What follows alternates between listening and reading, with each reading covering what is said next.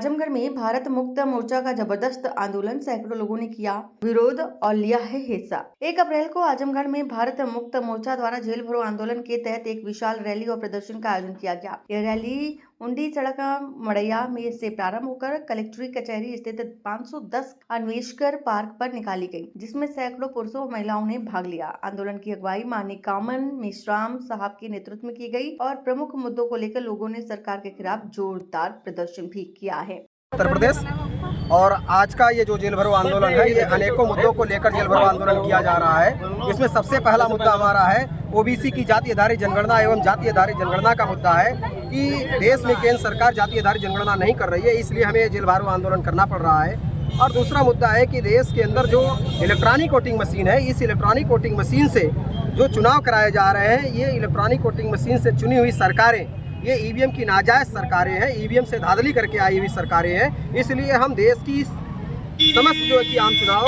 Ballot paper से चाहते हैं और इसकी भी मांग कर रहे हैं और इसके लिए जेल भरो आंदोलन है। और साथ ही साथ अभी जो वक्फ संशोधन विधेयक लाया गया, इसकी वजह से भी देश के अंदर जो वक्फ की ज़मीनें हैं उसके ऊपर पूंजीपतियों का और नाजायज़ तरीके से कब्जा कराने का मामला है। तो जो उनकी धार्मिक स्वतंत्रता है, संविधान के अंदर जो उनको धार्मिक स्वतंत्रता दी गई है, वो धार्मिक स्वतंत्रता और मौलिक अधिकार खतरे में है। इसलिए इस वक्फ संशोधन विधेयक को तुरंत रद्द किया जाए।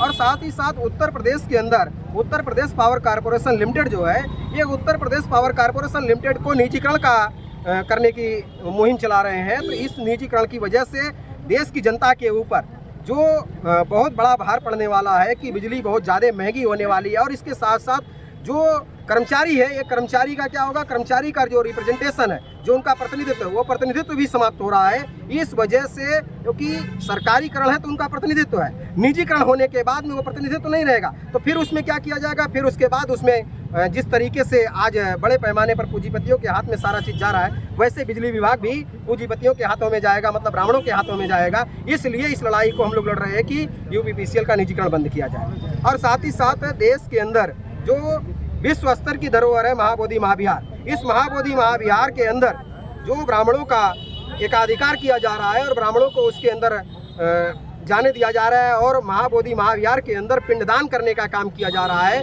तो महाबोधि महाविहार जो है कि बौद्धों का है, तो उसके अंदर ब्राह्मणों का क्या काम है? क्या राम मंदिर के अंदर बौद्धों का कोई काम है? क्या राम मंदिर के अंदर बौद्धों को भी सदस्य बनाया गया? अगर बौद्धों को उसके अंदर नहीं लिया गया तो फिर महाबोधि महाविहार में उनको क्या जरूरत है? तो इसलिए महाबोधि महाविहार से ब्राह्मणों को तुरंत बाहर किया जाए और महाबोधि महाविहार को पूरी तरीके से बौद्ध अनुयायियों को सुपुर्द किया जाए। महाबोधि विहार में ब्राह्मणों का कितने वर्षों के पिंडदान का कार्यक्रम चल रहा है? देखिए, महाबोधि महाविहार के अंदर जो ब्राह्मणों का पिंडदान का काम है, ये पिंडदान का काम तो 2000 के बाद से शुरू है।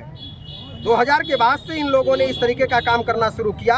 और महाबोधि महाविहार के अंदर जो उसके पार्टीशन में जिसको वो कह रहे हैं जगन्नाथ मंदिर का नाम दे रहे हैं, तो जगन्नाथ नाम भी बुद्ध का नाम है, बुद्ध का ही नाम है। क्योंकि जगन्नाथ का मतलब क्या है? जो जग का नाथ है, जो संसार का नाथ है। नाथ, संसार का नाथ कौन है? तो बुद्ध है। बुद्ध जो है कि आज का जो संदर्भ है, इस सबसे पहला संदर्भ ये है कि जो जाति आधारित जनगणना है, जाति आधारित जनगणना 1952 के बाद है।